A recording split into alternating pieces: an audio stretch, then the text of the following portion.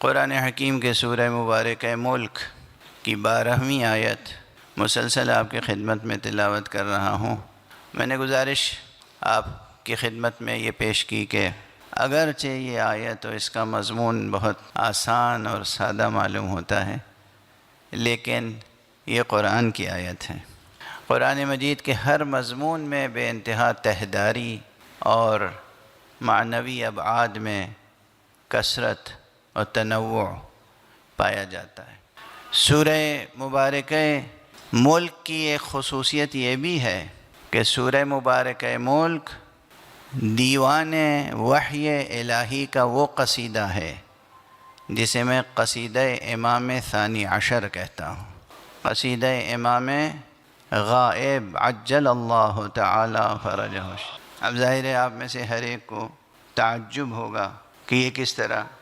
ایک جملہ اپنا پرانا یاد دلا دوں آپ کو کہ یہ قرآن مجید ایسی صنعت میں نازل ہوا ہے کہ پہلی نگاہ میں تو یہ معلوم ہوتا ہے کہ یہ از اول تا آخر حمد باری ہے، یعنی قصیدہ توحیدیہ ہے، اور ہے ہی ہے اس لیے کہ قرآن مجید کا مستقل خاص موضوع توحید ہے۔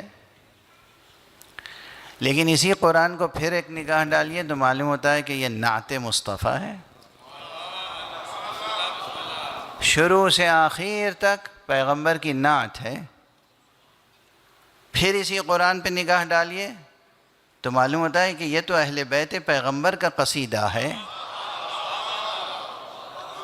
شروع سے آخر تک یہ ہے اس قرآن کی صنعت۔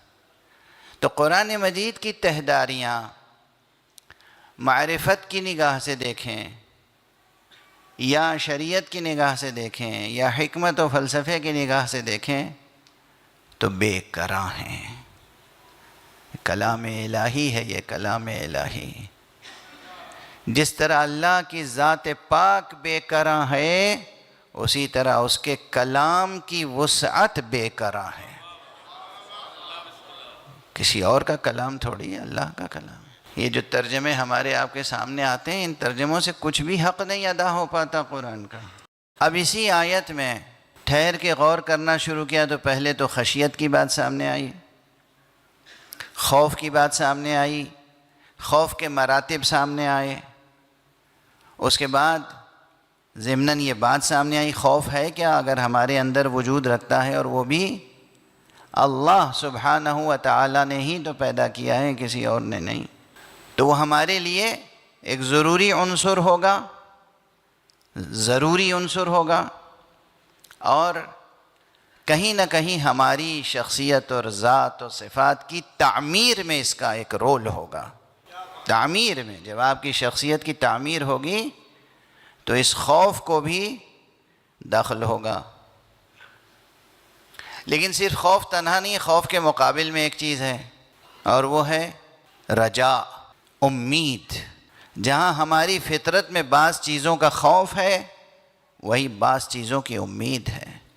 جہاں بعض چیزوں کا خوف ہے، بعض چیزوں کی امید ہے، وہیں بعض چیزوں سے محبت ہے۔ جہاں بعض چیزوں سے محبت ہے، وہیں بعض چیزوں سے وحشت ہے۔ ہمیشہ معشوق و محبوب سے محبت ہوتی ہے، رقیب سے وحشت ہوتی ہے۔ وہ متوازن تھوڑی ہوگا انسان جو رقیب سے وحشت نہ کرے۔ لیکن یہ سب ایک ایک جملے ہیں جس میں غور طلب ہے مسئلہ۔ پھر بات یہاں تک پہنچی کہ یہ سب اپنی جگہ، لیکن سب سے بنیادی چیز جو ہے وہ ہے معرفت اور علم۔ اگر علم نہیں ہے، معرفت نہیں ہے، تو ہم کسی بھی صورت سے حیوانی سطح وجود سے بلند ہو کر انسانی سطح وجود میں جگہ نہیں بنا سکتے۔ خود قرآن مجید میں سورہ مؤمنون میں یہ فقرہ موجود ہے، وَمِن وَرَائِهِمْ بَرْزَخٌ إِلَى يَوْمِ يُبْعَثُونَ، اور ان کے پیچھے ایک درمیانی مدت ہے، برزخ ہے، اس دن تک کے لیے جس دن یہ اٹھائے جائیں گے۔ اٹھائے جائیں گے قرآن کا فقرہ ہے۔ اب اس پر بہت سے لوگ بحث کرتے ہیں کہ نہیں صاحب برزخ کی کوئی حقیقت نہیں ہے، بہت سے تو نہیں، میں نے مبالغہ کر لیا. کچھ لوگ جو اپنے کو عالم بھی سمجھتے ہیں، دانشور بھی سمجھتے ہیں، اور دین کا نعوذ باللہ مجدد بھی سمجھتے ہیں، وہ کہتے ہیں برزخ کچھ نہیں ہے، نہ عذاب قبر ہے نہ ثواب قبر ہے، کچھ نہیں ہے، بس مر گیا انسان، قبر میں رکھ دیا گیا، اب وہ روز حشر اٹھایا جائے گا، بس جو کچھ ہوگا روز حشر ہوگا. حضرت روز حشر جو حشر ہوگا وہ ہوگا، اس سے پہلے بھی بہت کچھ حشر ہوگا.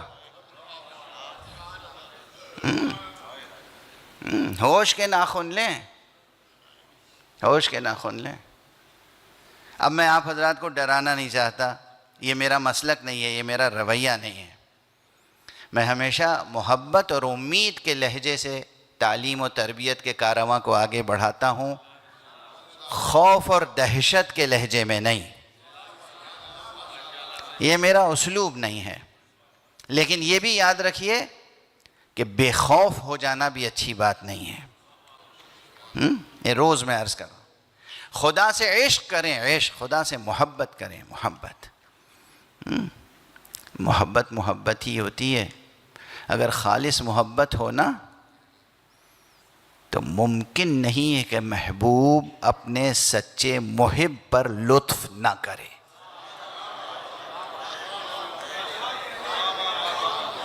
یہ ممکن نہیں. یہ چیز فرہنگ وجود میں پائی نہیں جاتی. یہ چیز قاموس ہستی سے باہر ہے. اگر کوئی محبوب ہے اور اس کا کوئی سچا محب ہے، سچا محب ہونا شرط ہے، سچا محب ہونا شرط ہے.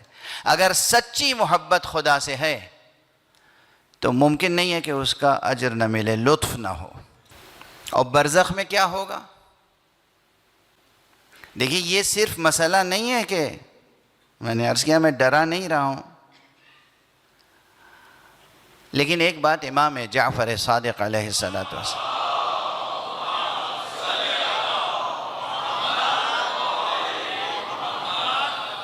آپ نے فرمایا، ایک آپ کی روایت ہے، کافی میں ہے، کافی میں یہ روایت موجود ہے، اگرچہ اس کی سند میں اشکال ہے، کمزور ہے، لیکن بہرحال کافی میں موجود ہے.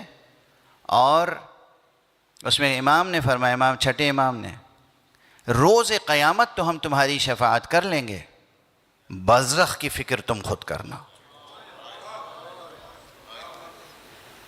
تو میں سمجھتا ہوں جس جوان نے بھی مجھ سے برزخ پہ گفتگو کی، فرمائش کی، اس نے ایک بہت بڑا کام کیا ہے کہ مجھے موقع ملے کہ میں توجہ دلا سکوں. فرمایا قیامت میں ہم شفاعت کر لیں گے، اگر ہمارے چاہنے والے ہو تو قیامت میں ہم شفاعت کر لیں گے، لیکن برزخ کی خود فکر کر لینا. میں تمہارے بارے میں برزخ کے مراحل سے ڈرتا ہوں. اگرچہ کل کی مجلس میں وہ بھی عرض کر چکا ہوں، اگر واقعاً عشق خدا ہو، اگر واقعاً محمد اور آل محمد سے محبت ہو تو اس میں شک نہیں کہ موت کے وقت بھی علی مدد کریں گے، اور انشاءاللہ برزخ میں بھی مدد کریں گے، اور انشاءاللہ قیامت میں بھی مدد کریں گے، صراط پر بھی مدد کریں گے، حوض پر بھی مدد کریں گے. وہ مولا ہیں، مولا. اس وقت تک ان کے دل کو بھی قرار نہیں آئے گا جب تک کہ اپنے چاہنے والوں کا ہاتھ پکڑ کے جنت میں پہنچا نہ دیں. اب ایک بات دوبارہ دہرانے سے مجھے بار بار کہہ چکا ہوں کہ کوئی دلچسپی نہیں ہوتی، لیکن اسی ضمن میں کہ پاؤں توڑ کے بیٹھیں یا پاؤں سلامت رکھیں. وہ حدیث پھر یاد دلا دوں جو اب مجھے یاد نہیں آ رہا ہے کہ لاہور میں یا اسلام آباد میں یہ میں نے یاد دلائی تھی مومنین کو، کہ حضور اپنا مکان تعمیر کر رہے تھے کھڑے ہو کے مدینے میں. اب اس زمانے میں یہ مٹی گارے کی دیواریں. ایک شخص آیا، اس نے کہا یا رسول اللہ میں کچھ مدد کر سکتا ہوں؟ آپ نے اسے دیکھا، کہا ٹھیک ہے بھائی، تمہارا دل چاہ رہا ہے مدد کر دو. اس نے کچھ مدد کی ہوگی، جو کچھ کی ہوگی. جب کام ختم ہو گیا تو اس نے کہا یا رسول اللہ. کہا کیا چاہتے ہو؟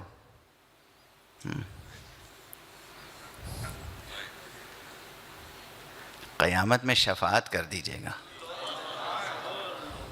کیا ذوق تھا اس کا. شفاعت سے کم اجرت نہ مانگیے گا ورنہ خسارے کا سودا ہوگا. ہاں یہ سب راز کی باتیں ہیں. شفاعت سے کم اجرت نہ مانگیے گا. کہیے گا خدمت تو ہم کچھ نہیں کر سکے, ہم نے جو کچھ کیا آپ کے لائق نہیں ہے, مگر جتنی سکت تھی کیا ہے. آپ اپنی عطا کے پیمانے سے دیجئے, آپ ہمارے دامن کی تنگی کو نہ دیکھیے, اپنے دست کرم کی وسعت کو دیکھیے. شفاعت سے کم کوئی چیز نہ مانگیے گا. مانگتے کیا ہیں آپ لوگ؟ یہی گاڑی گھوڑا, اور کیا مانگتے ہیں؟ اٹھتے بیٹھتے دنیا ہائے دنیا ہائے دنیا ہائے دنیا. ارے دنیا جتنی بھی حاصل کر لیں کئی برس جئیں گے؟ اٹھتے بیٹھتے یہ بات کہتے ہیں, خود ہر آدمی کہتا ہے, مگر ذرا سنجیدگی سے سوچ تو لیں. کئی برس جئیں گے آپ؟ کئی برس جئیں گے بتائیے جلدی سے؟ 200 برس؟ 200 برس؟ 200 برس جئیں گے؟ نہیں. اچھا یہ مولانا بہت نیک آدمی ہیں, متقی پرہیزگار ماشاءاللہ, یہ تو شاید 500 برس جئیں گے نا؟ نہیں, کوئی 100 برس بھی جینے کی امید نہیں رکھتا, اور ساری دنیا کو قبضے میں لانے کی کوشش کرتا ہے. اور جہاں ہمیشہ ہمیشہ رہنا ہے وہاں کی کوئی فکر ہی نہیں ہے. بھئی یہ کون سی عقل مندی ہے؟ یہ کون سی عقل مندی ہے؟ یہ عقل مندی نہیں ہے نا. جانتے آپ میں سے ہر آدمی یہ جانتا ہے, مگر میں بس ممبر سے یاد دلا رہا ہوں. ٹھیک ہے, برزخ کا تذکرہ تھا نا, یہ تذکرہ بے سبب نہیں ہے. مولا نے کہا کہ آخرت میں تو ہم تمہیں بچا لیں گے, لیکن برزخ کی خود فکر کرنا, اس میں تھوڑے سے اعمال ضروری ہیں. وہ جو مثال میں نے دی, رسول کے سامنے ایک شخص آیا, اس نے مدد کی, اجرت کیا مانگی؟ شفاعت. حضور نے کیا کہا اس کے بعد؟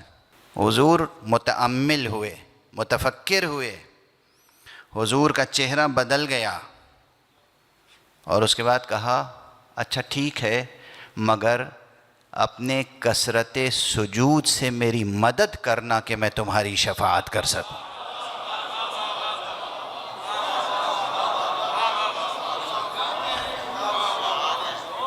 واضح ہے؟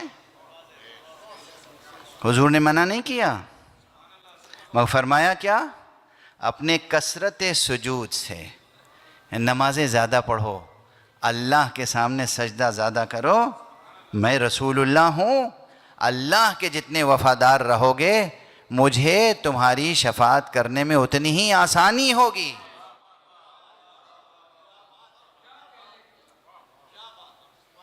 نماز نماز نماز, سجدہ سجدہ سجدہ. اور ایک سجدہ تو یہ ہے کہ بھائی آپ کھڑے ہوئے, واقعاً آپ نے نماز پڑھی 2 رکعت 3 رکعت 4 رکعت, اور آپ نے سجدہ کیا زمین پر. ایک سجدہ وہ ہے کہ آپ فزیکلی پیشانی زمین پہ رکھیں یا نہ رکھیں, آپ کا نفس, آپ کی روح, آپ کی ذات, آپ کی خودی, آپ کی انا ہر وقت سجدہ خالق میں ہونی چاہیے.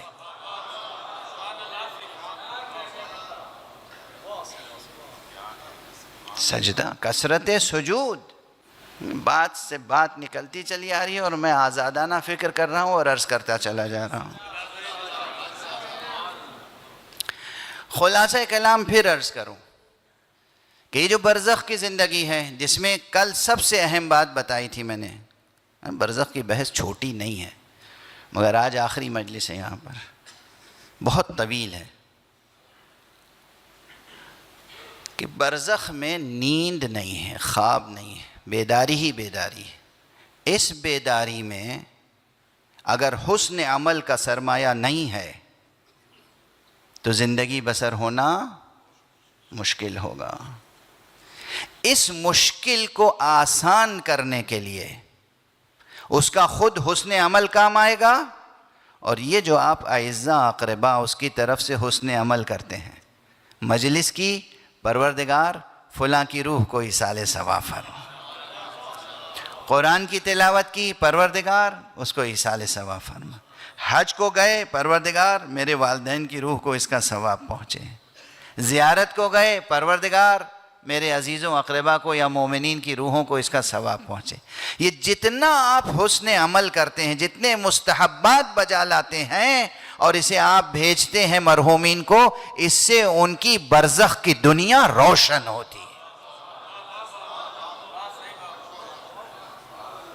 تو اگر آپ کو اپنے گزشتگان کی برزخ کی دنیا کو روشن کرنا ہے تب بھی، اور خود اپنی برزخ کو روشن کرنا ہے تب بھی، ان اعمال خیر کا سلسلہ جاری رہنا چاہیے۔ ایک صلوات پڑھ دیجئے محمد۔